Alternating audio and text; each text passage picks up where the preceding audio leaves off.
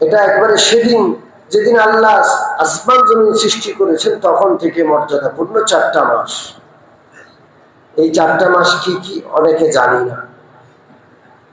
এই 4টা মাস হলো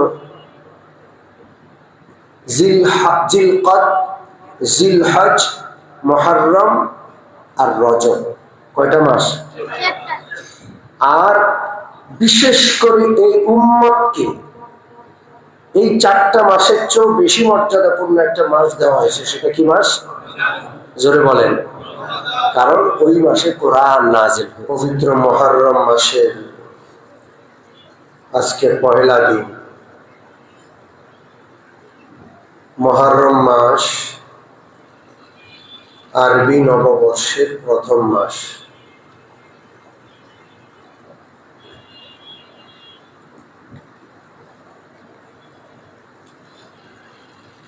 আল্লাহ রাব্বুল আলামিন যেদিন আসমান জমিন এই গোটা বিশ্ব সৃষ্টি করেছেন, সময়ের হিসাবের জন্য রাত দিন আল্লাহ তাআলা দান করেছেন, পাশাপাশি বৎসরের হিসাব করার জন্য 12টা মাস স্বয়ং আল্লাহ দান করেছেন। 12 মাস ঘুরলে বৎসর হয়। এই 12 মাসের হিসাব কার দেওয়া? আল্লাহ। সূরাতুত তাওবাতে আল্লাহ তাআলা বলছেন, ইন্না ইদ্দাতাশ শুহুরি ইনদাল্লাহি 12 শাহরা। মাসের হিসাব আল্লাহর কাছে 12টা।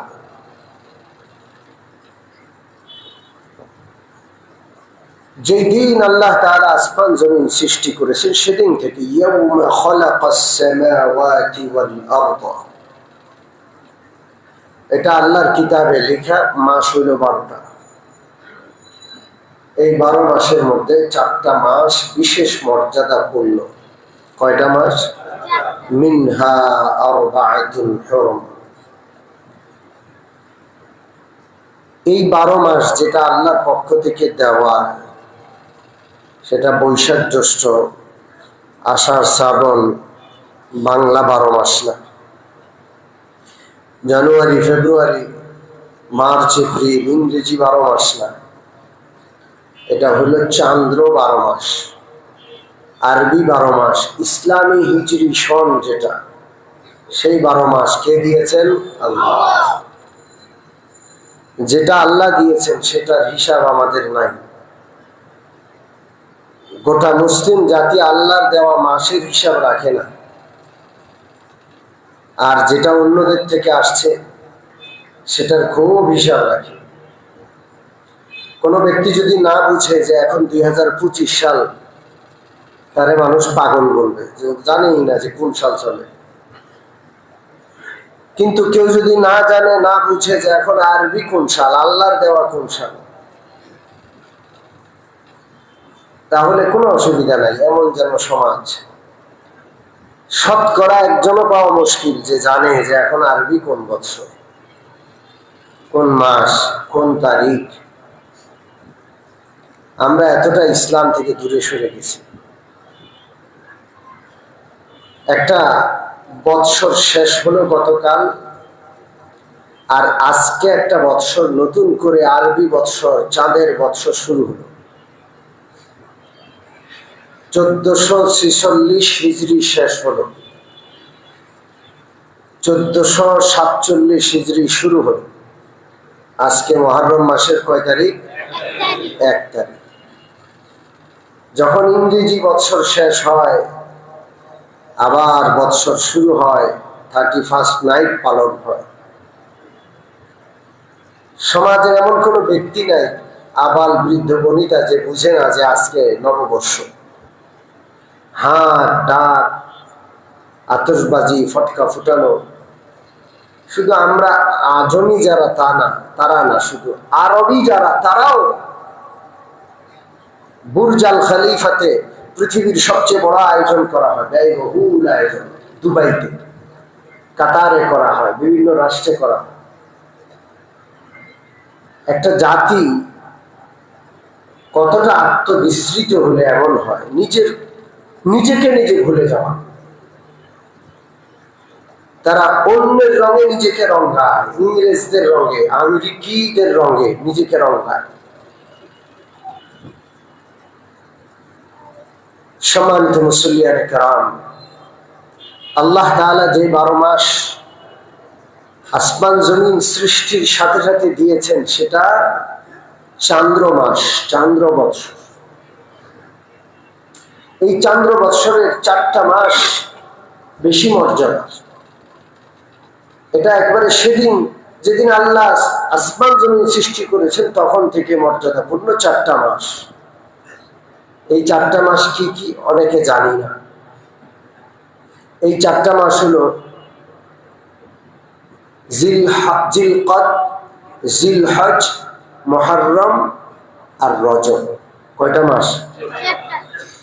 আর বিশেষ করে এই উম্মতকে এই 4টা মাসের চেয়েও বেশি মর্যাদাপূর্ণ একটা মাস দেওয়া হয়েছে। সেটা কি মাস? জোরে বলেন। কারণ ওই মাসে কোরআন নাজিল হয়েছে। কোরআন নাজিল হওয়ার আগ পর্যন্ত এই 4টা মাস শ্রেষ্ঠ মাস ছিল। যেই মাসে কোরআন নাজিল হয়েছে, কোরআন নাজিল হওয়ার পরে সেই মাসটা এই 4 মাসকে পিছনে ফেলে অনেক আগে বেড়ে গেছে। সেই মাসটা কি মাস? রমজান মাস। যাই হোক, তো সেই মাস যেটা আসমান জমিন সৃষ্টির শুরু লগ্ন থেকে আল্লাহ তাআলা মর্যাদাপূর্ণ করেছেন, 4টা মাসের একটা মাস হলো মুহররম মাস। কি মাস? মুহররম মাস। সম্মানিত মুসল্লিয়ানে কেরাম, স্বাভাবিকভাবে আমাদের অত্র অঞ্চলে 3টা বৎসরের হিসাব করা হয়। 3টা বর্ষ। আমরা বাঙালি ফসলের একটা হিসাবে একটা বৎসর গণনা করি আমরা, সেটা হলো বৈশাখ জ্যৈষ্ঠ বাংলা বর্ষ। সেটা বাদশাহ আকবরের আমল থেকে শুরু হয়েছে। কোন আমল থেকে? জোরে বলেন। বাদশাহ আকবরের আমল থেকে। হিজরি মাসের সাথে, হিজরি সনের সাথে মিল রেখে তখন থেকে সন গণনা শুরু হয়। এর আগে এটা ছিল না। এরকম না যে বাংলা বৎসরের হিসাব 1400 বছর আগ থেকে ছিল, না। বাদশাহ আকবরের আমল থেকে যেন বাঙালিদের কাছ থেকে, কৃষকদের কাছ থেকে ফসলের চাঁদা কালেকশন করা যায়, ফসলের ভাগ নেওয়া যায়, এই জন্য ট্যাক্স ভ্যাট নেওয়া যায়, এই জন্য বৈশাখ জ্যৈষ্ঠের হিসাব বাদশাহ আকবর করেছে। আর ইংরেজি বৎসর যেটা, এটা হলো সৌর বৎসর। কি বৎসর? জোরে বলেন। সৌর বৎসর। এটার হিসাব রাখলেও অসুবিধা নেই, কিন্তু চান্দ্র বৎসরের হিসাব যেটা ইসলামী সন, যেটাকে আমরা আরবি বৎসর বলি, এটার হিসাব রক্ষা করা, রাখা, এটা ফরজে কিফায়া। এটা কি? এটার সাথে আমাদের ফরজ ইবাদতের সম্পর্ক, রমজানের সম্পর্ক। বাকি 11 মাসের হিসাব না রাখলে রমজান কেমনে বের করব? প্রত্যেক মাসের 29 তারিখে চাঁদ দেখতে হবে। মাসটা কি 29 গেল না 30 গেল, এটা নিশ্চিত হতে হবে। মাস শেষ হলো কি শুরু হলো, এটা নিশ্চয়তা পাইতে হবে। এইভাবে 12 মাস হিসাব করে রমজান মাসকে রোজা পালনের মাধ্যমে ইবাদত করতে হবে। এরপরে হজ পালন করতে হয়। এটা আরবি মাসের সাথে সম্পৃক্ত। হজ কোন মাসে পালন করতে হয়? গত মাসে গেছে জিলহজ মাস। কোন মাসে? জিলহজ মাসের 9 তারিখে আরাফার ময়দানে হজ পালন করতে হয়। এই যে জিলহজ মাস, এটা কি ইংরেজি মাস না আরবি মাস? চান্দ্র বৎসরের মাস। হিসাব রাখতে হবে। মুহররম, সফর, রবিউল আউয়াল সবগুলোর হিসাব রাখলে জিলহজ মাস ঠিকভাবে হিসাব বের হবে। বাকিগুলোর হিসাব না রাখলে জিলহজ মাসের হিসাব বের করা যাবে না। রমজানের স্বার্থে, হজের স্বার্থে, যাকাতের স্বার্থে বৎসরান্তে যাকাত আদায় করতে হয়। তা আপনার বৎসরের হিসাব করতে হবে আরবি বৎসর হিসাবে, চান্দ্র বৎসর হিসাবে। কেউ যদি জানুয়ারি টু জানুয়ারি যাকাত আদায় করে, সৌর বৎসর হিসাব করে বৈশাখ টু বৈশাখ আদায় করে, তাহলে তার যাকাত আদায়ে ত্রুটি থেকে যাবে। কি থেকে যাবে? জোরে বলেন। ত্রুটি থেকে যাবে। কারণ সৌর বৎসরের তুলনায় প্রতি বৎসর 10-12 দিন করে চান্দ্র বৎসর কমে। কি হতে থাকে? কমতে থাকে। এই জন্য একসময় গরম মৌসুমে রমজান ছিল, আস্তে আস্তে প্রতি বছর 10 দিন পিছাইতে এখন আগামী বছর ফেব্রুয়ারিতে রোজা শুরু হবে। কিসে শুরু হবে? এই বছর মার্চে শুরু হয়েছে, আগামী বছর ফেব্রুয়ারিতে, এরপরের বছর ফেব্রুয়ারির মাঝামাঝি, এরপরের বছর ফেব্রুয়ারির শুরু, এরপরের বছর জানুয়ারিতে। এইভাবে ঘুরে ঘুরে ঘুরে ঘুরে আরবি মাস বা চান্দ্র মাসটা সারা বছর ঘুরতে থাকে। যাই হোক,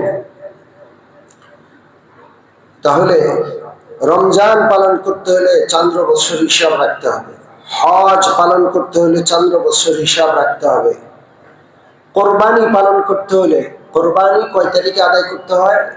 জিলহজ মাসের 10 তারিখে চান্দ্র বৎসর হিসাব রাখতে হবে। ঈদ উল ফিতর পালন করতে হলে চান্দ্র বৎসর হিসাব রাখতে হবে। ঈদ উল ফিতর কোন তারিখে? 1 শাওয়াল। রমজান শেষ হয়ে শাওয়াল মাসের চাঁদ দেখা, এটা ঈদের চাঁদ। কথা কি বুঝে আসছে? যাকাত আদায় করতে হলে শবে বরাত, শবে কদর ইত্যাদি ইত্যাদি গোটা ইসলামের অনেক বিধানের সাথে চান্দ্র বৎসরের সম্পর্ক।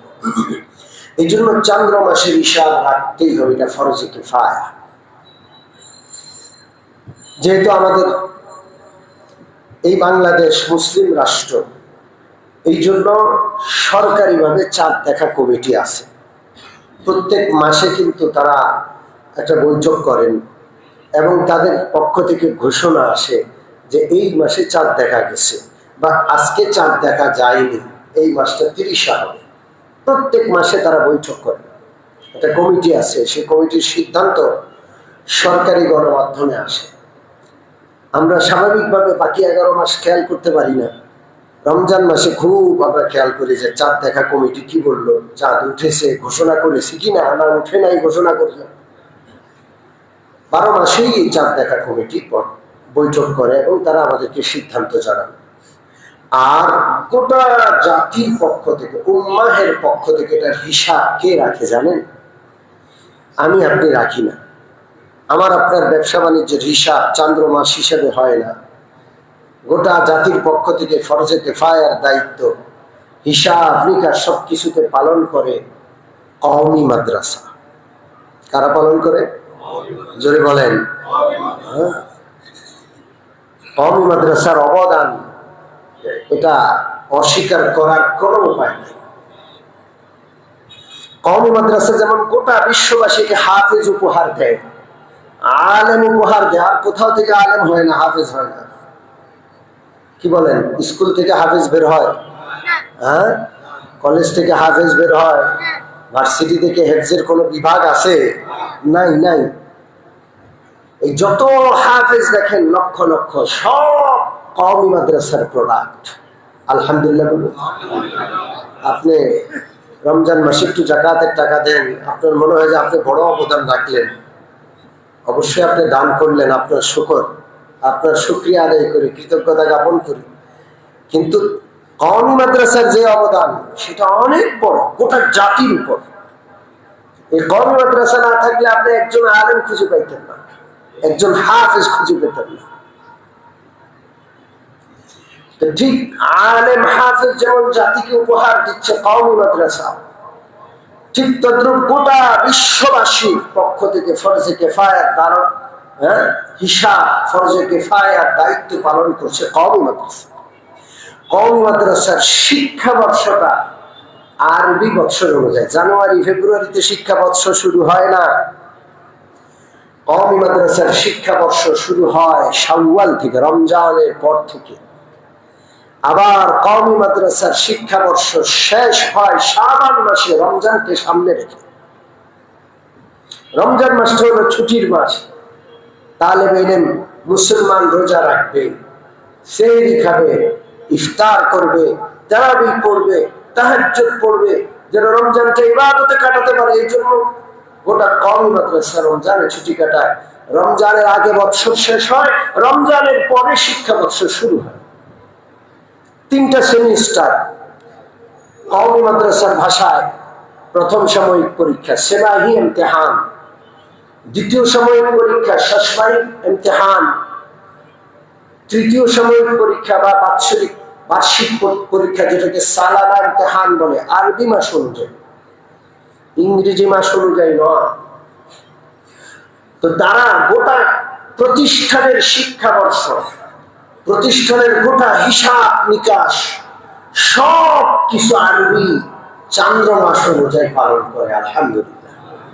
আপনি কোথাও আরবি সঠিক তারিখ পাচ্ছেন না, কওমি মাদ্রাসায় ঢুকেন, আপনি সঠিক তারিখ পেয়ে যাবেন। আলহামদুলিল্লাহ। তাহলে আজ থেকে আমরা নিয়ত করি আল্লাহর দেওয়া 12 মাসের হিসাব রাখবো ইনশাআল্লাহ, ইসলামী সনের হিসাব রাখবো ইনশাআল্লাহ। কয়টা মাস ইসলামী সন অনুযায়ী? জোরে বলেন। 12 মাস।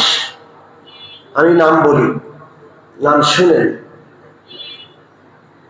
মুহররম, সফর, রবিউল আউয়াল, রবিউল সানি, জামাদাল উলা, জামাদাল উখরা, রজব, শাবান, রমজান, শাওয়াল, জিলকাদ, জিলহজ। কয় মাস?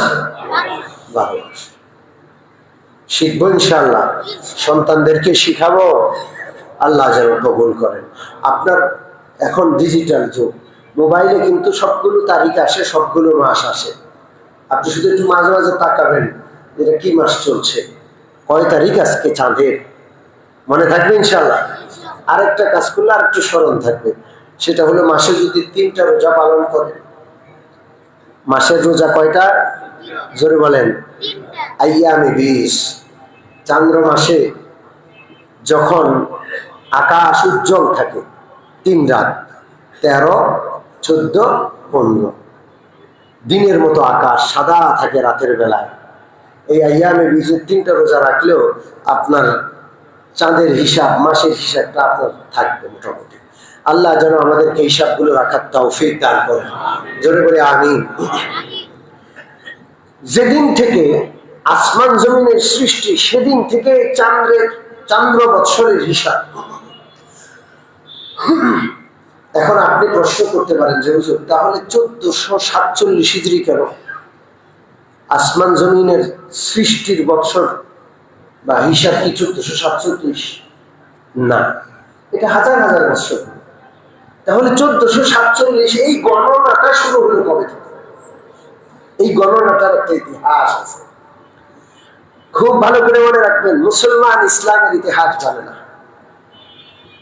12 মাসের হিসাব আসমান জমিনের সৃষ্টি লগ্ন থেকে, কিন্তু 1447 হিজরি, এই 1400 বছর আগের হিসাবটা কখন শুরু হয়, কোন প্রেক্ষাপটে, কিভাবে শুরু হয়? হযরত ওমর রাদিয়াল্লাহু তাআলা আনহুর খেলাফতের যুগ, অর্ধ দুনিয়া হযরত ওমর রাদিয়াল্লাহু তাআলা আনহু শাসন করেন। আল্লাহর জমিনে আল্লাহর বিধান কায়েম হয়। জমিন কার? বিধান চলবে কার? জমিন কি জনগণের? বিধান জনগণের চলবে। হ্যাঁ, মুখে দিয়ে এটা আনবো, অন্তরে এটা বসাবো। জমিনের মালিককে, জনগণের মালিককে, বিধান চলবে মালিকের। কথা ঠিক কি ঠিক না? জনগণের বিধান, জনগণের জন্য, জনগণের সবকিছু, এগুলো সব আল্লাহ, আল্লাহর জন্য বিধান চলবে কার?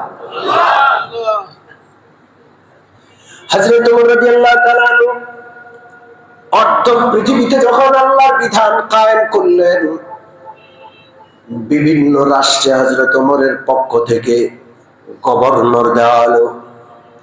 হযরত আবু মুসা আশআরী রাদিয়াল্লাহু তাআলা আনহু মিশরের গভর্নর। আবু মুসা আশআরীর কাছে অন্যান্য গভর্নরের মতো হযরত ওমরের কাছ থেকে ফরমান যায়, ফরমান, শাহী বিভিন্ন নির্দেশনা, সরকারি বিভিন্ন চিঠি যায়। হযরত আবু মুসা আশআরী রাদিয়াল্লাহু তাআলা এই চিঠিগুলো পড়ে সেই চিঠিতে যে ডেট বা তারিখ লেখা থাকে, সন লেখা থাকে, সেটা জাহিলি সন, অথবা জাহিলি সনের গুরুত্ব নাই, সেই হিসেবে অনেক সময় সন ছাড়াও চিঠি যায়। আবু মুসা আশআরী রাদিয়াল্লাহু তাআলা আনহু হযরত ওমরের কাছে এই বিষয়ে একটা পত্র পাঠালেন যে হযরত, এই অর্ধ দুনিয়া মুসলিমরা শাসন করে, অতএব মুসলিমদের আলাদা একটা সন থাকা দরকার। দেখছেন অবস্থা, স্বকীয়তা কাকে বলে? স্বকীয়তা, তাদের একটা আলাদা সন দরকার, কারণ আগামীর বিশ্ব মুসলিমদের বিশ্ব, ইসলামের বিশ্ব। কথা ঠিক কি ঠিক না? হযরত ওমর রাদিয়াল্লাহু তাআলা আবু মুসা আশআরী রাদিয়াল্লাহু তাআলা আনহুর পরামর্শটা গুরুত্ব সহকারে নিলেন।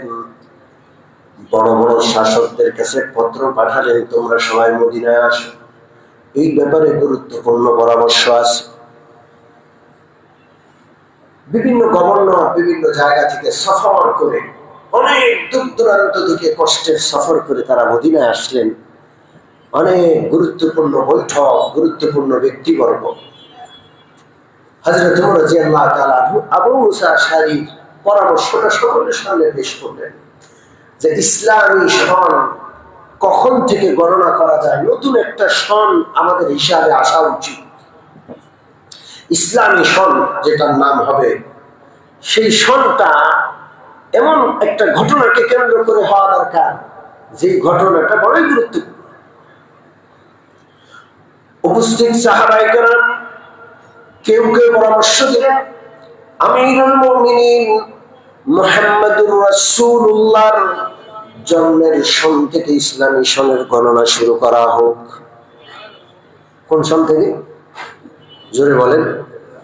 রাসূলুল্লাহ সাল্লাল্লাহু আলাইহি ওয়াসাল্লামের জন্মের সন থেকে ইসলামী সনের গণনা শুরু করা হোক। এই পরামর্শ যখন আসলো, হযরত ওমর রাদিয়াল্লাহু তাআলা আনহু এই প্রস্তাবটা গ্রহণ করলেন না, প্রত্যাখ্যান করলেন। হযরত ওমর বললেন, মুহাম্মদুর রাসূলুল্লাহর জন্ম এটা অনেক বড় ঘটনা, কোনো সন্দেহ নাই, কিন্তু কোন নবীর জন্মের থেকে সন গণনা এটা খ্রিস্টানরা করে। কারা করে? জোরে বলেন। খ্রিস্টানরা। এই যে এখন 2025 সন, এই 2025 সন 2025 বছর, কোন ঘটনার 2025 বছর? হযরত ঈসার জন্মের ঘটনার। তাহলে মুহাম্মদুর রাসূলুল্লাহর আগে যিনি নবী ছিলেন হযরত ঈসা, তার জন্ম সন থেকে সন গণনা করে খ্রিস্টানরা। আমরা এমন কোন কাজ করবো না যেটা খ্রিস্টানদের কাজের সাথে মিলে যায়। আল্লাহু আকবার। খালিফুল ইয়াহুদ ওয়ান নাসারা, বিশ্বনবী রাহমাতুল লিল আলামিনের গুরুত্বপূর্ণ নির্দেশনা, যে কোনো কাজে ইহুদি আর খ্রিস্টানদের উল্টাটা করো, তাদের মতো করো না, তাদেরকে অনুসরণ করো না। আর আমরা এখন সব কাজেই ইহুদি আর খ্রিস্টানদের অনুকরণ করি, ওইটাই অনুকরণীয়, ওইটাই মনে, এমন ধরে মুসলমান চলে। মুসলমানের কামিয়াবি সফলতা কোথেকে আসবে বলে? হযরত ওমর রাদিয়াল্লাহু তাআলা প্রত্যাখ্যান করলেন যে খ্রিস্টানরা হযরত ঈসা আলাইহিস সালামের জন্মের সন থেকে সন গণনা করে, আমরা মুসলমানরা সেই সন থেকে মুহাম্মদুর রাসূলুল্লাহর জন্ম আমাদের কাছে অনেক বড় বিষয়, কোনো সন্দেহ নেই, কিন্তু খ্রিস্টানদের অনুকরণ করব না। দ্বিতীয় প্রস্তাব আসুন, মুহাম্মদুর রাসূলুল্লাহর ইন্তেকালের সন থেকে সন গণনা করা হোক। হযরত ওমর রাদিয়াল্লাহু তাআলা সেটাকেও প্রত্যাখ্যান করলেন। পৃথিবীতে যত বড় মুসিবত আছে, সবচেয়ে বড় মুসিবত হলো নবীর ইন্তেকাল। একটা পরিবারের বাবা, পরিবারের মুরব্বীর ইন্তেকাল সবচেয়ে বড় মুসিবত। সন্তানরা বাপ হারা হয়, সন্তানদের মুরব্বী নয়, সন্তানরা এতিম হয়ে যায়। গোটা জাতি রূহানি পিতা হলেন তাদের নবী। নবীর ইন্তেকাল মানে কিয়ামত পর্যন্ত গোটা উম্মাহ এদিন হয়ে যাওয়া, এটা এত বড় একটা দুর্ঘটনা। এমন বড় দুর্ঘটনাকে কোন সনের শুরু ধরা যায় না। এই দুর্ঘটনা, এটা মারাত্মক বড় দুর্ঘটনা। দুর্ঘটনা দিয়ে আমরা সন শুরু করতে চাই না। তৃতীয় প্রস্তাব, আখেরি প্রস্তাব আসলো মুহাম্মদুর রাসূলুল্লাহ সাল্লাল্লাহু আলাইহি ওয়াসাল্লামের হিজরতের সন থেকে যেই বছর নবীজি মক্কা ত্যাগ করে চিরতরে মক্কা ছেড়ে মদিনায় আসলেন, সেই বছর থেকে হিজরতের সনের গণনা শুরু করা হোক। হযরত ওমর বললেন, হ্যাঁ, এটা হতে পারে। হিজরত এটা অনেক বড় ইবাদত। হিজরত মানে ছেড়ে যাওয়া, বাড়ি ঘর ছেড়ে চলে আসা। কার জন্য? জোরে বলেন, আল্লাহর জন্য। নিজের জন্মস্থান, নিজের মাতৃভূমি ছেড়ে চিরতরে সব কিছু ছেড়ে খালি হাতে চলে যাওয়া, এটা কার জন্য? মানুষ মাতৃভূমি ছাড়ে। বাংলাদেশের লোক বাংলাদেশে থাকতে চায় না, ইউরোপ কান্ট্রিতে যাইতে চায়। সেখানে লাল পাসপোর্ট, সেখানে গ্রিন কার্ড পাইলে যেন জান্নাত পাইল। অবস্থাটা এমন কিনা? জোরে বলেন। এটা একটা নেশা। আমার উত্তরার এক মুসল্লি ভাই, বয়স 70-এর কাছাকাছি বা 70 পার হয়ে গেছে। উনি প্রতি বছর 2-3 বার যায়। ওনার গ্রিন কার্ড হচ্ছে, যদি নির্দিষ্ট সময়ে না যায় তাহলে গ্রিন কার্ডের আবেদন প্রত্যাখ্যান হবে, গ্রিন কার্ড পাবে না। বুড়া মানুষ, এক একবারের সফর 26 ঘন্টা 32 ঘন্টা বসে থাকতে হয়, কষ্টের শেষ নেই। যাইতে অসুস্থ হয়ে যায়, আসতে অসুস্থ হয়ে যায়, নিজেও যায়, বউ যায়। শেষ বয়সে জান্নাতের কার্ড দরকার ছিল। আমেরিকার গ্রিন কার্ড দিয়ে কোনো লাভ নাই, ঠিক না? এই লোকটা যাওয়া আসার পথে লাখ লাখ টাকা প্লেন ভাড়া খরচ করে। এই টাকাটা যদি সে মসজিদে, মাদ্রাসায়, অসহায়, অসুস্থ, কত মানুষ চিকিৎসা করতে পারছে না, কত মানুষ মসজিদের দুয়ারে নিজের মান সম্মান সব পিছনে রেখে অভাবের কারণে হাত পাতে। এই প্লেন ভাড়া দিয়া কষ্ট করে গ্রিন কার্ড অর্জনের জন্য আখেরি বয়সে সে কোথায় যায়? আমেরিকা যায়। গত পরশুদিন আমার কাছ থেকে বিদায় নিচ্ছে। ও মুমিন মুসলমান, এরাও দেশ ছাড়ে। এদের দেশ ছাড়াটা ইসলামের জন্য না। আর মুহাম্মদুর রাসূলুল্লাহ সাল্লাল্লাহু আলাইহি ওয়াসাল্লাম সহ তার কলিজার টুকরা সাহাবীরা মক্কা ছেড়ে চিরতরে মদিনায় চলে আসলেন। একেবারে মিসকিন, কিচ্ছু নাই।